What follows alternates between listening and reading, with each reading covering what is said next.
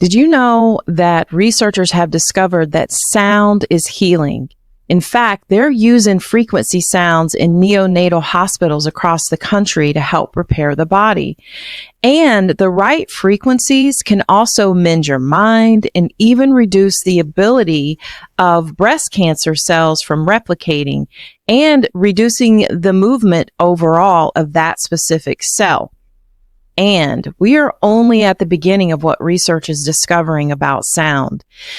As you know, we're about halfway through day 16 to be exact with our 30-day positive affirmation challenge. And if you're new here and you haven't had the chance, go check out the video we did introducing our challenge. I'll link it in the description, and stick around because I'm going to give an update shortly on how that experiment is going so far. Now, you know that we are using words in our challenge, but what happens when we speak? Now, technically speaking, there's a lot of stuff going on, but air is pushed from the lungs and it's pushed through the vocal cords, which vibrate to create sound. Now, this sound is then shaped by the movements of your tongue, lips, and jaw into the words and sentences that you will speak. But let's make that more relatable. So imagine that your words are water and they're flowing through a water hose. So that would be your vocal cords and mouth. Your intentions and thoughts turn on the faucet, and as the water flows through the hose, it'll adjust the nozzle. So that's your mouth and your tongue movements, and it will change the shape and the intensity of the stream. So it's turning your abstract thoughts into more tangible, audible words that can be heard and felt not only by you, but by others. Now, this process is a powerful blend of biology and intention that allows us to communicate and influence the world around us with our voices. Now, why am I telling you this? It's about the challenge, but it's also about the playlist that I have. And you've probably noticed that, where I put different videos showcasing different frequencies and sounds. These aren't just any tunes. They're actually chosen to help repair and rejuvenate your body and your mind. It's also enhancing the positive effects of those daily affirmations that you're doing right now in the challenge. And it's helping heal your mind and body. And if you haven't had the chance to check those out, you will also see that when you go into those frequencies, those different videos, your whole body begins to resonate a sense of peace and calm. And why am I using these particular sounds? Because there's lots to choose from that would fit the bill. Because as we have seen, science has been demonstrating and has proven that words and sounds change matter. And I was thinking about something. And sometimes my mind can go in 1,000 different places. But today I'm going to focus it to how this actually ties into something really intriguing that I recently read. Now, I read some work from Yale's Happiness Lab, and it is actually an exercise that they were talking about that's designed to make decisions that lead to long-term happiness. And we discuss a lot of different things here on my channel, most designed to help us live a healthier, happier life. So I wanted to share this with you. Essentially, the work is about making choices that truly resonate with what makes us happy, not just what seems urgent or appealing in the moment. And that sounds easy enough. And this is where I got to thinking. Because I talk a lot about, finding happiness, peace, healing, all those things. And when I ask you, hey, or when I tell you that this work is about making choices that resonate with what makes us happy, that sounded pretty easy enough to me. But then I started thinking, you need to ask yourself, do you really know what makes you happy? I mean, really, really happy. So happy that you are actually experiencing complete joy. If you're struggling with that, there might be a way to find out, because according to the work out of Yale's happiness lab, if you close your eyes and you imagine yourself sitting across from yourself in 20 years, I believe that's what the article said, how might that change the decision that you make today for yourself? It might be hard to imagine that for most people. And so I remember reading in that article, and it's Professor Laurie Santos, I believe, that runs that lab, the happiness lab out of Yale. And I believe she has a podcast as well. And if I find the link, I will link that in the description below. But according to that article and according to the work that comes out of her lab, she suggests this: try creating a picture of what you would look like 20 years from now, because it's going to help you with the process of finding out what you really want, because you will see this much older image of yourself. And you might be thinking, wow, as you're looking at this image, maybe you're thinking, I don't want to be unhealthy, or I don't want to be unable to walk, or I should take really good care of myself, not just physically, but emotionally as well. Maybe you're thinking you don't want to be lonely, etc. There's a lot of things that could be going on in your mind. And there is another reason that I am mentioning her work, not just to try to help you find out what makes you happy, but because we are currently halfway through our 30-day positive affirmation challenge. And before I tell you the reason, the other reason I'm mentioning her work, I want you to take a look at the video update of our affirmation challenge, where part of what we're doing is trying to replicate Dr. Emoto's work, his rice work, where we talk to one jar pretty positively, pretty negatively to the other, and just ignore the other. But if you go back and watch that video, you'll see I go into much more detail. So take a look at this video update.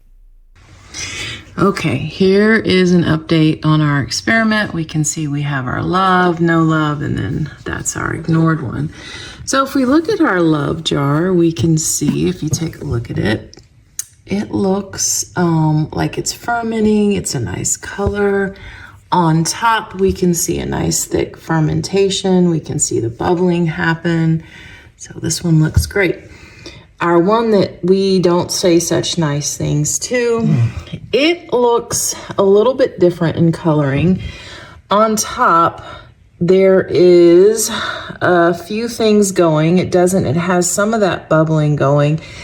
It's always hard because there's condensation, but there is something yucky on top, and it's hard for me to really get that. And I'm kind of moving it around in the hopes that you could see it. But it has some type of film on top that certainly doesn't look like this film at all, this nice film up here going on.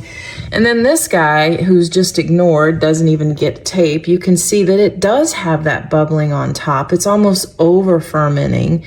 And it does have something really dark and kind of yucky that's continuing to grow.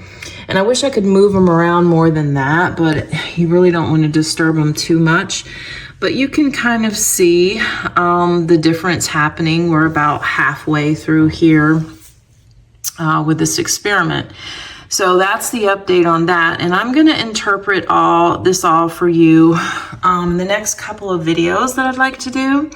But I'd like it to get a little further along. But so far we can see that things are going pretty much as the original experiment, maybe a little less of the yucky stuff on top of the no love, but it's definitely different. So that's the update for that. All right. Now that we see where we are there, let me tell you about the other reason that I wanted to mention her work, or mention the article that I read. And it's about procrastination. Really, where does procrastination come from? And just stick with me. It'll make sense here in a minute. So she used the example of when she is trying to write a podcast script for her podcast, and that procrastination will usually take a front seat when she is worried it's not going well. And then she starts to hear an inner voice telling her, hey, you stink. Why can't you do this? So what are you waiting for, etc. And as you can imagine, who is going to want to sit down and write that script after hearing their inner voice say things like that? And this is where it relates to our ongoing challenge, because what she said next is exactly part of what we are doing here. Now, that nasty inner talk that tells you can't makes you want to avoid completing anything.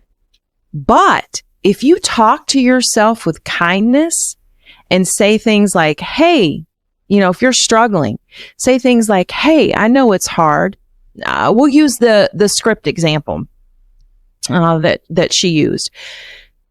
Instead of the nasty stuff, your inner voice could say, hey, I know it's hard, but all writers or creators have moments like this.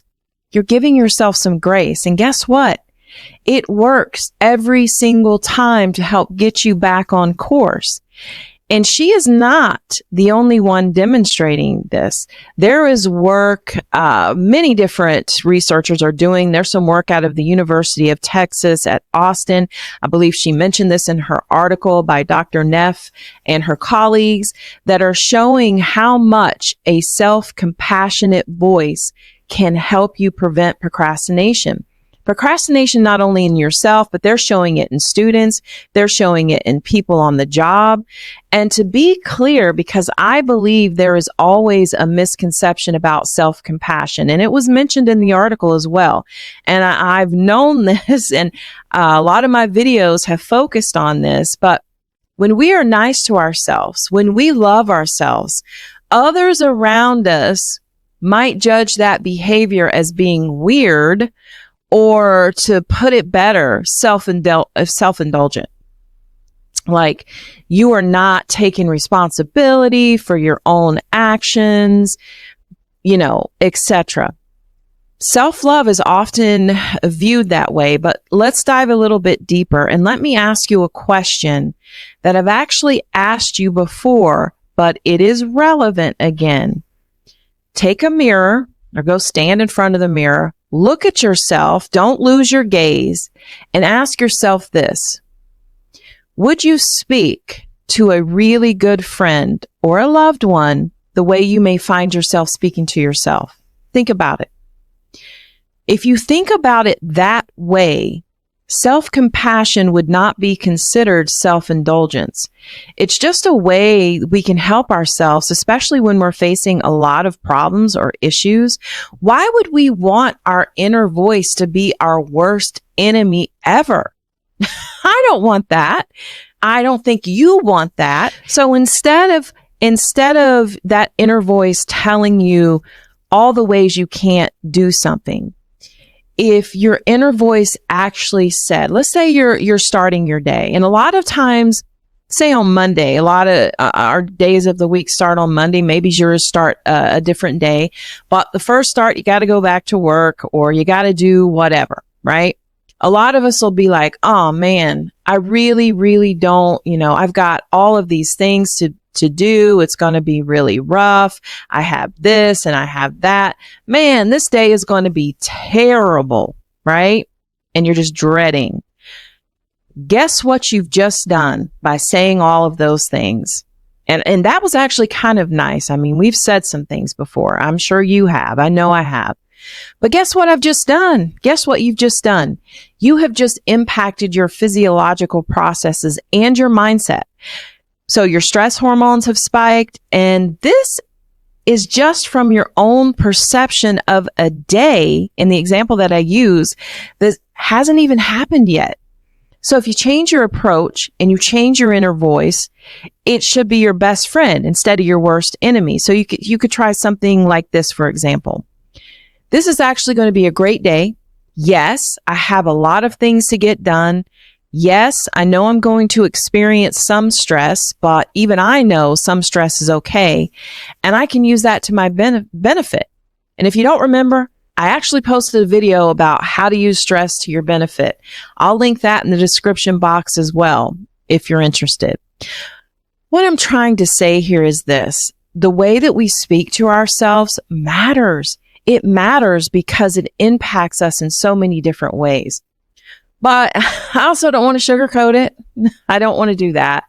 I want to be real with you. It's not easy. It's about a shift in mindset.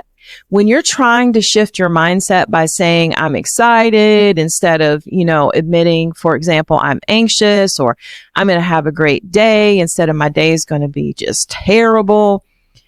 Actually, it might feel like you're just pretending. I know I've had this conversation with some people close to me before, and they've actually gotten frustrated with me because they're like, no, everything's not positive. No, I can't do this. It just feels like I'm faking it, right? Well, I'm going to tell you that, yes, it might feel like that when you're trying to shift your mindset, but I want to tell you that it's actually influencing your brain, because by verbally and internally or outwardly, however you're expressing it, when you're expressing, because ultimately by using those changing your mindset, instead of saying I can't and saying I can, for example, you're expressing optimism. You're expressing confidence. And even if it doesn't initially feel genuine, your brain begins to process these positive affirmations that you're using. And over time, there's been tons of work done on this. We know that these affirmations can subtly shift your perspective. It's like tricking your mind into a more positive state. The more you affirm these positive statements, the more your brain gets accustomed to this line of thinking, and gradually you're transforming this, we'll call it fabricated positivity, for those of you that feel like it's, you're just faking it, right? We'll call it fabricated positivity. So gradually what's going to happen is that you're going to transform that fabricated positivity into something that's more genuine. So genuine feelings. This method is using the simple yet absolutely profound power of repetition. So that's why I tell you, and you'll see in some of those frequency videos, I do have affirmations within those videos. I do ask you to repeat them a certain amount of times because of the power of repetition. It is encouraging a shift from anxiety, for example, to excitement. That's just one example. Or from I can't to I can, by consistently choosing to focus on the positive framing. And let's be clear, this is definitely not about suppressing your real emotions here. I would never ask you to do that. You should never ignore your emotions. And I know this can be difficult for a lot of people. I speak about the healing that needs to be done, because when it comes to our emotions and even the emotions of others, there can be a natural tendency to suppress them. We tend to see this more in males, but it does exist within all of us. We do this because humans avoid anything that doesn't feel good. It makes sense. Who wants to be in discomfort? I don't. And I avoided my emotions for years because of that. But avoiding emotions is a mistake, because you have just allowed essentially a ticking time bomb to grow inside of you. You've planted a seed, a ticking time bomb seed, and it's going to grow inside of you. And ignoring that will definitely lead to an eventual explosion. And guess what? Unfortunately, it's not just you that gets hurt. Oftentimes, it's the ones around us, the ones we love the most, that get hurt as well. And then this can strain relationships. It can decrease personal well-being, and usually leads to physical health issues. A lot of the times, I use the example of anger. Anger, and I used to teach about this when talking about strokes and what leads to those and cardiac issues. Well, anger is one of those emotions. Repressed anger can lead to, not always the cause, but can definitely lead to those unfortunate physical health outcomes. There's a lot of other stuff too. But you remember the video? You see what's happening in our experiment? Think about that. Now, returning to our affirmation challenge, this is where the real power of engaging with your emotions lies. Because this challenge isn't just a daily routine, or I hope you're not treating it like a daily routine, because it's a transformative journey and it offers a chance for you to redefine your interaction with yourself, your feelings, and those around you. By starting now and committing to this path, you can take an active role in reshaping your life. You're not just going to be avoiding negative outcomes. You're going to learn to build a foundation of positive emotional health and consequently stronger relationships, not just with other people, but with yourself. Embracing this challenge means that you've decided you want to adopt a really proactive approach to your emotions, because it's encouraging regular self-reflection, which is crucial for recognizing and processing feelings before they escalate. So you can see how this is not indulging yourself, because you are definitely looking regularly at how you're processing your feelings and, self-critiquing, but in a more positive way. We don't have to be cruel to ourselves to make changes. Additionally, it fosters a supportive environment, because sharing and addressing emotional needs will start becoming normal for you, not sort of the exception. This shift will significantly enhance your quality of life. Not only that, but it will benefit those around you. Have you noticed that positive people tend to attract positive people? Negative people attract negative people. So if you haven't started yet, it's not too late. Each day that goes by gives you a new opportunity to engage with this process and begin to experience those benefits. Now let's move forward together. Let's build a life filled with understanding, compassion, happiness, and knowing that we're not perfect, okay? That's it for today. There's so much more to discuss here, but let's save that for our next video. And until then, take care of your mind, your body, and soul.